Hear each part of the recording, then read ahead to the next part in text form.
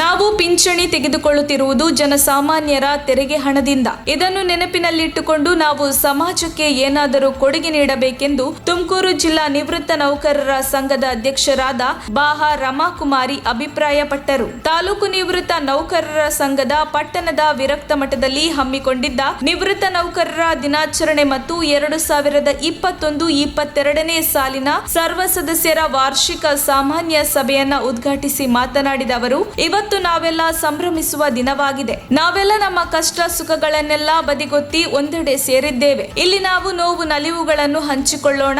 ಇಂತಹ ಕಾರ್ಯಕ್ರಮದಲ್ಲಿ ಭಾಗವಹಿಸುವವರ ಸಂಖ್ಯೆ ಕಡಿಮೆಯಾಗಿದೆ. ನಿವೃತ್ತರಾದವರೆಲ್ಲ ಸಂಘಕ್ಕೆ ಸದಸ್ಯರಾಗಿಲ್ಲ. ಕೂಡಲೇ ಸದಸ್ಯತ್ವವನ್ನು ಪಡೆದುಕೊಂಡು ನಿಮ್ಮ ಸಮಸ್ಯೆಗಳು ಹಾಗೂ ಸರ್ಕಾರದಿಂದ ಸಿಗುವ ಸವಲತ್ತುಗಳನ್ನು ಪಡೆದುಕೊಳ್ಳಲು ನಿಮಗೆ ಅನುಕೂಲವಾಗುತ್ತದೆ. ಪಿಂಚಣಿಗೋಸ್ಕರ ತೊಂದರೆಯಾದಾಗ ನ್ಯಾಯಾಲಯಕ್ಕೆ ಹೋಗಿ ಪರಿಹರಿಸಿಕೊಂಡಂತಹ ಉದಾಹರಣೆಗಳನ್ನು ಕಾಣಬಹುದಾಗಿದೆ. ಹಿಂದೆ ಪಿಂಚಣಿಗಾಗಿ ಆಯೋಗವನ್ನ ಸರ್ಕಾರ ರಚಿಸಿತ್ತು. ಈ ಆಯೋಗ ಪಿಂಚಣಿಯನ್ನ ನಿವೃತ್ತ ನೌಕರರಿಗೆ ಕೊಡುವುದಕ್ಕೆ ವಿರೋಧಿಸಿತ್ತು. ಆಗ ನ್ಯಾಯಮೂರ್ತಿ ಚಂದ್ರಚೂಡ್ ರವರು ನ್ಯಾಯಾಲಯದಲ್ಲಿ ಪಿಂಚಣಿಯವರ ಹಕ್ಕು ಭಿಕ್ಷೆ ಅಲ್ಲ ಎಂದು ತೀರ್ಪು ನೀಡಿದ್ದರು. ನಾವು ಯಾರನ್ನೇ ಅವಲಂಬಿಸದೆ ಜೀವನ ಸಾಗಬೇಕೆಂದರೆ ನಮಗೆ ಪಿಂಚಣಿ ಬೇಕು. ಪಿಂಚಣಿ ಹಣ ಜನಸಾಮಾನ್ಯರ ತೆರಿಗೆಯದ್ದು. ಇದರಿಂದ ಸಮಾಜಕ್ಕೆ ನಮ್ಮದೇ ಆದ ಕೊಡುಗೆಯನ್ನು ನಾವು ಕೊಡಬೇಕು. ನಾವು ನಿವೃತ್ತ ನೌಕರರ ಏಳಿಗೆಗಾಗಿ ಕಾರ್ಯಕ್ರಮಗಳನ್ನು ಕೇಂದ್ರ ಸಮಿತಿ ಅನುಮತಿ ಕೊಟ್ಟರೆ ರೂಪಿಸಬಹುದು ಎಂದರು.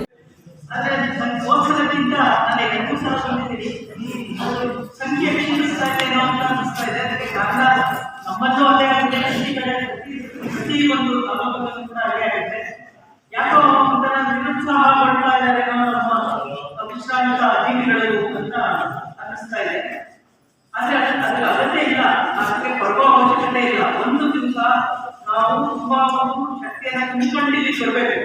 ಯಾಕಂದ್ರೆ ಇದು ಈ ದಿನಾಚರಣೆಯ ನೆಪದಲ್ಲಿ ನಾವೆಲ್ಲ ಒಕ್ಕೂಡ್ತಾ ಇರುವುದು ಸಂಘಟನೆಗೋಸ್ಕರ ನಮ್ಮ ಮನಸ್ಸನ್ನ ತಾಲೂಕು ನಿವೃತ್ತ ನೌಕರರ ಸಂಘದ ಅಧ್ಯಕ್ಷರಾದ ಶಿವಯ್ಯನವರು ಮಾತನಾಡಿ, ನಮಗೆ ಎಲ್ಲರ ಸಹಕಾರ್ಯ ಅಗತ್ಯವಾಗಿ ಬೇಕಾಗಿದೆ. ನಿವೃತ್ತರು ಇಂತಹ ಕಾರ್ಯಕ್ರಮಗಳಿಗೆ ಬರುವುದಕ್ಕೆ ಆಲಸ್ಯ ತೋರುತ್ತಿದ್ದಾರೆ. ರಾಜ್ಯದಲ್ಲಿ ಸುಮಾರು 3 ಲಕ್ಷ ಜನರು ನಿವೃತ್ತರು ಇದ್ದಾರೆ. ನಮ್ಮ ಶಕ್ತಿಯನ್ನು ನಾವು ಸರ್ಕಾರಕ್ಕೆ ತೋರಿಸಬೇಕಿದೆ. ಎಲ್ಲರೂ ಕೈ ಜೋಡಿಸಿ ಹೋರಾಟ ಮಾಡೋಣ.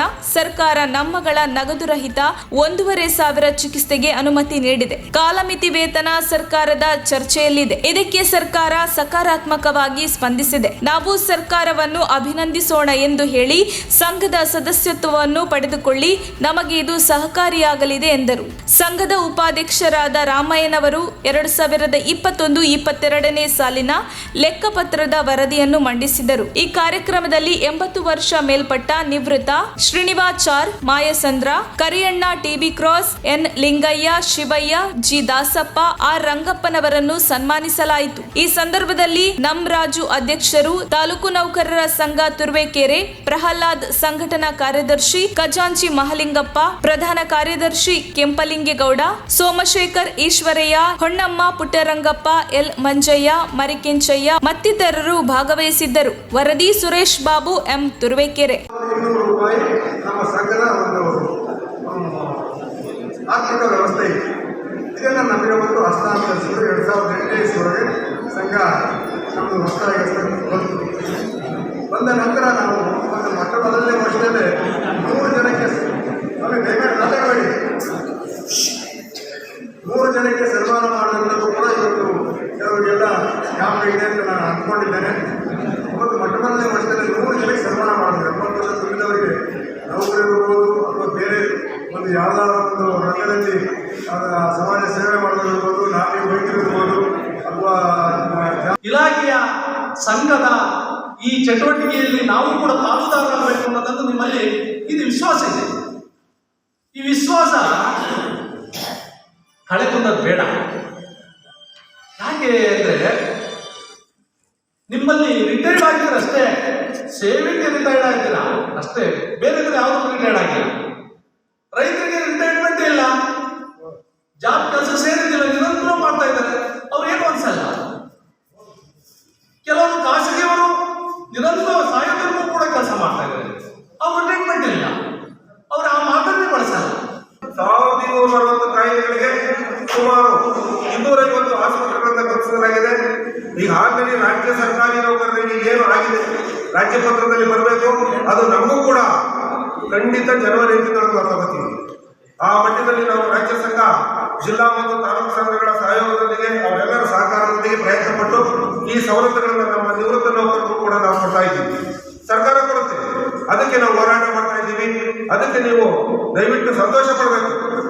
ಎರಡನೇದಾಗಿ ಒಂದು ಕಡೆ 70 ವರ್ಷ ಮತ್ತು 80 ವರ್ಷ 75 ವರ್ಷಕ್ಕೆ ನಾವು ಏನು ಕಾಲಮಿತಿಯಾಗಿ ಒಂದು ಸದಸ್ಯರುಗಳು ಸೇರಿ ನಾವು ಬೆಂಗಳೂರಿಗೆ PU ಡೈರೆಕ್ಟ್ ಅಲ್ಲಿ ಹೋಗಿ ಕಮಿಷನರ್ ತೀರ್ಮಾನ ಮಾಡಿಕೊಂಡು ಅವರಿಗೆ ಈಗ ಒಂದು ವಾರದೊಳಗೆ ಅವರಿಗೆ ಹೆಚ್ಚುವರಿ ಬಂದು ಸಿಗ್ತದೆ. ಅದೇ ರೀತಿ ನೀವೆಲ್ಲರೂ ಸಹಕರಿಸಬೇಕಾಗಿ ನಿಮ್ಮಲ್ಲಿ ಕೋರ್ಕೊಳ್ಬೇಕು. ಈಗ ನಾವು ಏನು ಮಾಡಬೇಕು ಅಂದರೆ doctor DS Nataraj supreme court judge ಇವರನ್ನು ನಾವು ಪ್ರಧಾನಿ ಆಗ ನಮಗೆ ಪೆನ್ಷನ್ ತಂದುಕೊಡ್ಬೇಕಾದ್ರೆ ಅವರ ಶ್ರಮ ಭಾಳ ಹೆಚ್ಚುವರಿಯಾಗಿದೆ.